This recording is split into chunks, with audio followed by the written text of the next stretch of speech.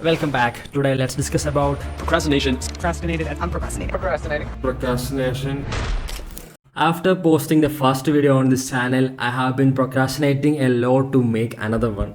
1 week later. Then after even more procrastination and watching a bunch of content to prepare for this video, finally we are here. What? I see this as an absolute win. From all the research I have done, I have compressed everything into a 4-step actionable process. This isn't just about beating procrastination, it's about learning to really enjoy the work you do. I have made sure this is an all-in-one video on how to beat procrastination. If you watch any video on the internet on this topic, it will be some version of these 4 steps. Also, there is a bonus tip at the end where we break down the psychological impact of overcoming procrastination. If you are ready, let's go. Step 1. Increasing the cost of avoiding work. Most of us postpone tasks because it doesn't seem like there is a real cost to it. Until the deadline hits, of course. But what if avoiding work had an immediate cost?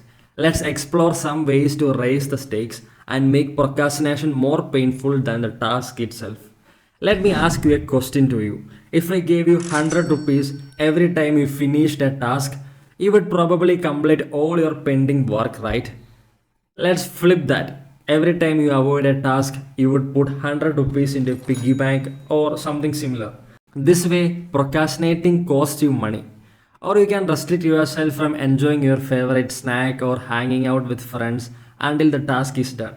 Now, postponing work doesn't feel like a minor inconvenience, it really impacts you. When procrastination comes with real cost, your brain will work harder to avoid it. Our brains are wired to avoid loss. So this will create a powerful incentive to finish tasks. So ask yourself, what meaningful cost can you introduce the next time you feel like avoiding work? Try it out and notice how fast you complete your tasks. Godspeed. Our second step is make work the most interesting thing. This is the most crucial step in overcoming the mental struggle of procrastination. It's also the best way to get more done while enjoying your work. We live in a world full of distractions, whether it's watching thrillers, scrolling through social media, or constantly replying to notifications. It's no wonder work feels like a struggle now. Think of this, if there is a chocolate bar in your fridge, it's harder to resist it than if you didn't have one. Right? The same applies to your work. If you want to stop procrastinating, remove all your distractions from your space and your mind until the work becomes the most entertaining thing to do. There is no magic formula to this. You have to embrace boredom if you want long-term satisfaction. There is actually one research on this. When people are left in a room with nothing to do except press a button that gives them a mild electric shock, 80% of them choose to shock themselves because it was the most entertaining thing to do than doing nothing. So the best way to beat procrastination is to embrace boredom. Clear your space and make your work the most entertaining part of your day. We are living in an age of information overload and instant gratification, which indeed clouds our minds in the long run. Unfuck your brain, remove that brain fog, and start getting things done. Our next step is start with just 2 minutes. When a task feels difficult, it's easy to freeze up. But instead of tackling the whole thing, break it down to the smallest doable action. Instead of stressing about the entire project, just commit to working on it for just 2 minutes. James Clear in his book Atomic Habits discusses about the power of starting small. The hardest part is often getting started. Once you sit down and work for 2 minutes, you will find it easier to continue. If it feels good after 2 minutes, extend your time. This technique reduces the pressure of finishing everything at once and helps you build momentum. Step 4 is to give yourself rewards. Your brain loves rewards. Every time you complete a task, big or small, your brain releases dopamine, the feel-good chemical. This is why scrolling through social media is so addictive. Those quick dopamine hits keeps us entertained.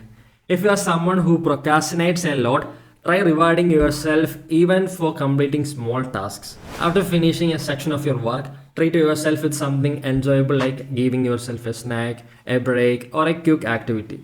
This not only makes work more enjoyable, but also keep your brain engaged and prevents a burnout later. Once you build these habits, motivation will naturally follow. Now, as promised, let's talk about the impact of beating procrastination in the psychological level. Overcoming procrastination can have a huge positive impact on your life. When you complete your tasks, you avoid stress at a later stage, which in turn prevents unwanted cortisol levels. It's a stress hormone that can damage your brain over time. So, next time you are tempted to put things off, remember that by acting now, you are not just checking off tasks, you are giving your brain a workout that benefits all areas of your life. And building these habits help you to do more things in less time and be more satisfied in your work life. I really hope this helps you to procrastinate less and unlock a healthier, happier version of yourself. I'll see you next week with another great decode. If you haven't subscribed already, subscribe now to make sure we meet in the next one. If you found this video interesting and useful, please give us a like and share your thoughts. See you.